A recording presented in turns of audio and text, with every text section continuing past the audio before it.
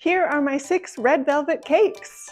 Diva, Mine, Cake by MK, Oh Yum, Preppy Kitchen, and Waldorf Astoria. And today we're gonna bake them up and see which one's the best for this Valentine's Day. First up is Divas Can Cook, and this is a winning recipe on a lot of people's reviews. Pancake Princess did this with 9 cakes and Divas was the winner. But I'm curious to see how it stacks up to the rest of these. Maybe it's a winner again. Divas Can Cook calls for coffee, but I like to use boiling water and instant espresso powder. You can find it in the grocery store in the baking aisle, and there's instructions on the back to tell you how much to use. But coffee bumps up the chocolate flavor in chocolate cakes, so maybe this will bump up the flavor of the cocoa powder in this red velvet cake. I'm excited to try it. The next recipe we're making is Waldorf Astoria's red velvet cake, which is often credited as the original cake here in America, but there's some controversy, depending on who you ask. What immediately stands out about this recipe is that it doesn't use butter and it doesn't use oil, it uses shortening. People say that shortening makes for a very soft, tender crumb, so we might be surprised in how much we like this cake. That's why I'm excited that this is a blind taste test, because then you can't judge the shortening. I really like that it's making me make a paste out of the food coloring and the cocoa powder, but I think this is the most food coloring any of the recipes call for.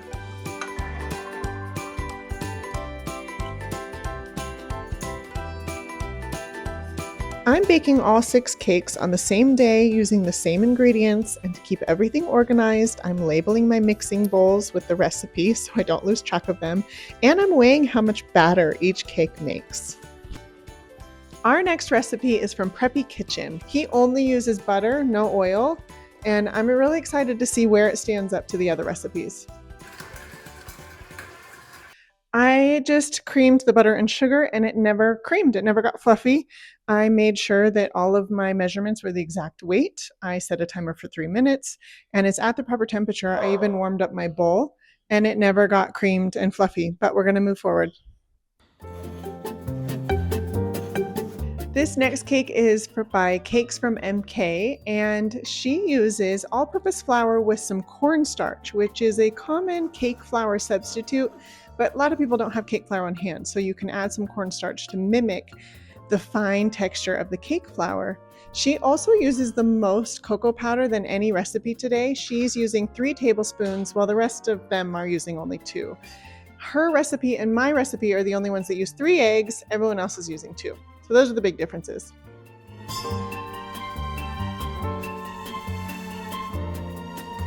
I just have to show you how this creamed up the butter and the oil. It's beautiful. This was like my favorite batter moment of this video. MK has you fold in the flour into the wet ingredients.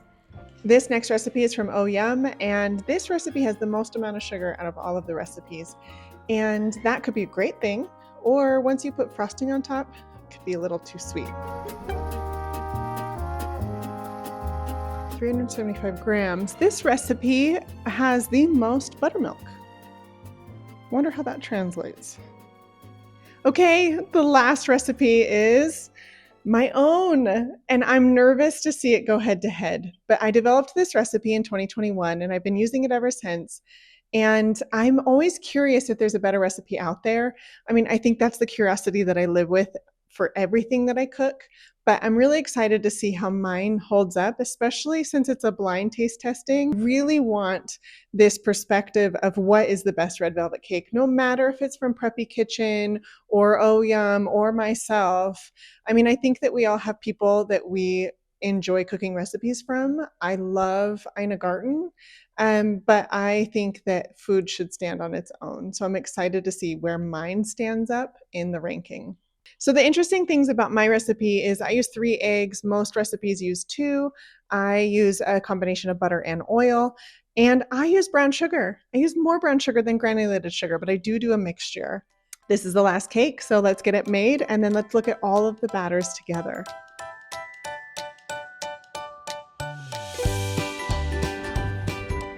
Here I've got 6 red velvet cake batters, and we're going to take a look at each batter and how they differ.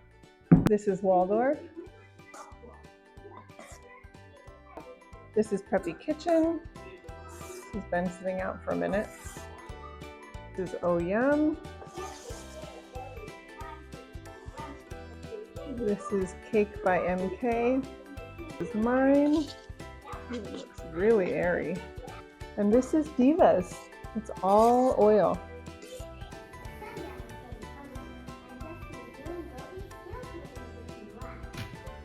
I baked all the cakes in these 9x13 pans lined with parchment paper and some cooking spray. I added the exact same weight of batter to every pan, and here I'm going to show you what it looked like when I took off that parchment paper.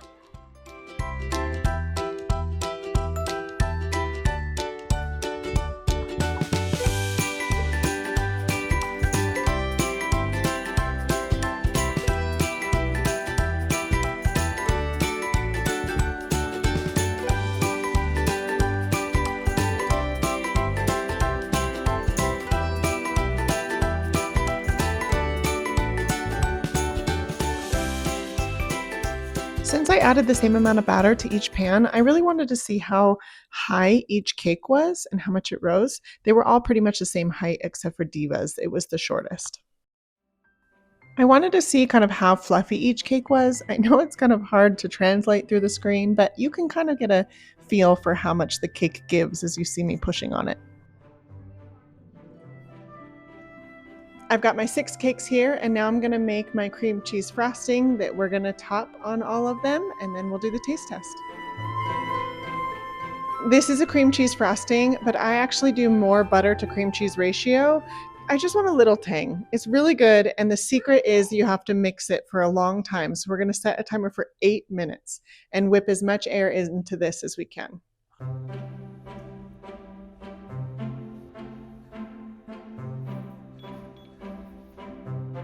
I thought to make things fair, I should have the same amount of frosting on each square, but in hindsight, it was just overkill. Here you can really see the height difference for Divas Can Cook. That's the third one there, the short guy.